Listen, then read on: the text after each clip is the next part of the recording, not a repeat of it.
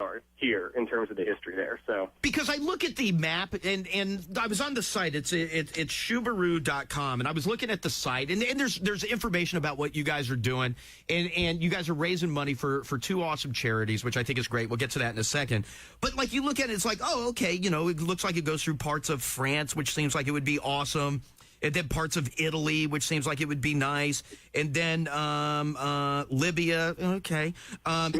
Egypt, okay. I've always kind of wanted to go to Egypt. And then the Sudan seems interesting. And Ethiopia, you hear some stuff about in the news from time to time. And then Kenya, okay. Mozambique, I feel like that comes up in the news from time to time. I feel like you guys are going through some areas where there could be some issue. Yeah, I would say that's putting it lightly. You know, but it's interesting, and we had the same thing, in 2009 when we, did the Mongol rally, and the question, and everyone says, oh, oh, you're going to Central Asia, you're going to be in Tajikistan, that's right next to Afghanistan, that's where terrorists are, all this stuff. And I'm sitting here and I'm going, okay, if you're a terrorist, and if your goal is to harm Americans, which of these are you going to do? Sit in the bush on the side of the road and wait for a pile of idiots to drive by in a pair of shoe cars? Right. Or are you going to go to a major population center, a big hotel, God forbid, New York City or something like that? I mean, that's where, honestly, like, there are more threats. Right.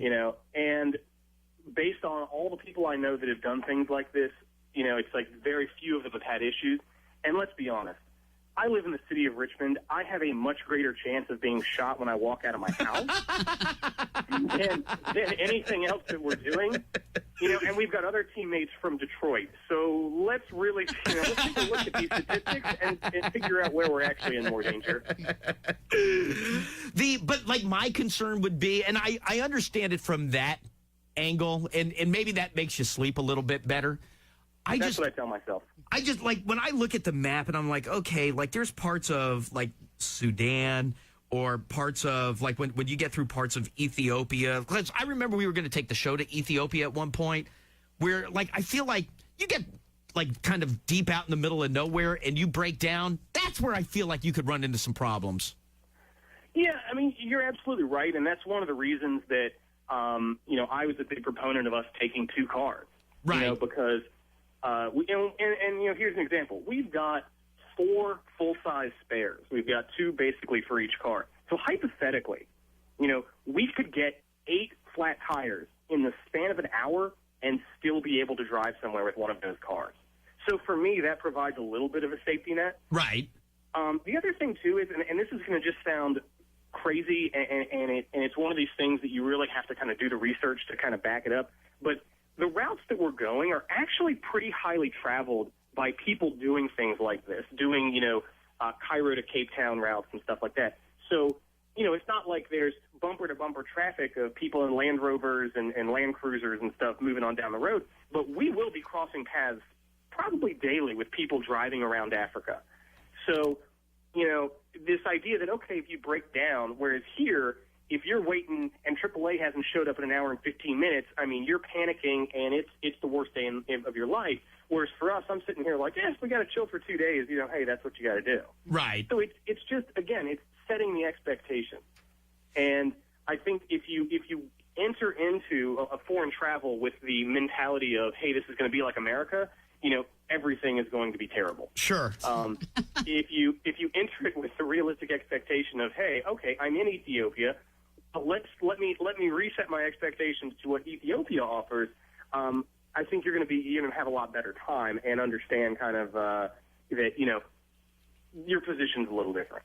Hey, how long do you expect the trip? Assuming all goes reasonably well, how long? And I believe it's 13,000 miles. How long do you expect the trip to take? It's going to be about 3 to 4 months. Oh boy. Oh boy. Yeah. So I think I'm definitely, there's some trepidation with that. I will say I'm pretty excited about it being 3 to 4 months. But I'm also a little worried about, man, can I make that mortgage payment for 3 to 4 months?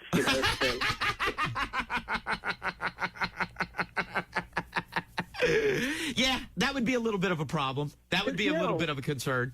I found out those things don't go away when you go on vacation. No, they generally don't. They generally have a way of sticking around. I told the bank, I'm like, hey, I'm going to be doing this. What can you guys do? And, they hung up. So here we are. All right, and then the two charities that you guys are raising money for along the way, I hope I'm pronouncing the first one right. Is it Awassa Children's Center? Yeah, so Awassa is a city in Ethiopia, and the Awassa Children's Project runs the Awassa Children's Center there. And what it is, it's a fantastic orphanage. They have about 100 kids, most of whom are orphaned by parents with AIDS.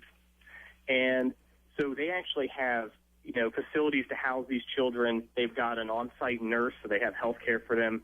And they also, educate these children. And then they also provide outreach programs to the community with, after-school programs and vocational training. And one of the coolest things about this place is that they are 100% solar. So, it's sort of weird to think about it, but the most reliable power, or the place with the most reliable, power system in that part of the country is going to be that orphanage. Right.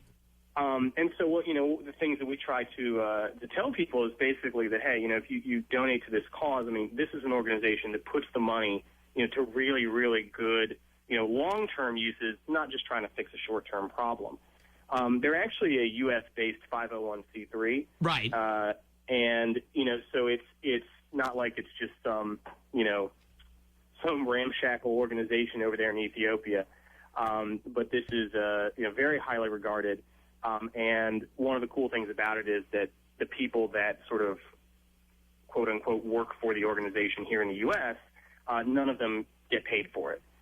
They also don't use any of the money that's raised for trips over to Ethiopia or anything like that. They all do it sort of, just sort of as volunteers on their own. Now, the people in Ethiopia, which are Ethiopian citizens, they obviously pay them, like, the nurses, the school teachers, and the caretakers and stuff like that. And then I'm sorry. No, I was just saying, so we'll be stopping there on the way and spending a couple of days and helping them out. But one of the things that they're trying to do is expand the orphanage so that they can take in more females, because obviously they want to have some segregated housing for males and females. And right now I know they don't really have the capacity to bring in more females. So that's one of the shorter term goals that the organization has. But it's just a fantastic organization run by some fantastic people, and so we're really excited to be working with them. And then the other one, the other charity that it will benefit is called Charity Water. I think that thing is awesome. Yeah, it's a really cool concept, and for those that aren't familiar, you basically kind of sign up for a project and raise money for it, and what they'll do is then they build a well to provide potable water to communities. And they do it all over the world, Central and South America, Asia, Africa. And, it's just a very direct, type of giving, too. So, they do a lot of great work, and they provide, obviously, a completely necessary resource for, anyone on Earth. But, yeah, they've just got some really great stuff that they've done. All right, and so if people want to follow along or obviously help out to the cause, it's just Shoebaru.com? Yeah, Shoebaru.com, and then we've got 2 widgets up there that you can click on, and it'll take you to a first giving site where you can donate. And both of those, obviously, being the 501c3s, the American citizen there can knock that money off their taxes. So right, and it's Shoebaru, and Tyler will post up all the info. Shoebaru.com. Joe, best of luck. I assume I want to hear when everything is done, especially if it ends up like, I hope it doesn't, but if it ends up where you end up selling a truck to some cognac workers so you don't end up in jail, I have to know how the thing turns out. Oh, absolutely. We'll be posting, pictures and doing updates and stuff like that. And the other thing we were going to suggest is, we do have open room in the car, so if you wanted to send Tyler to, say, Libya, Tyler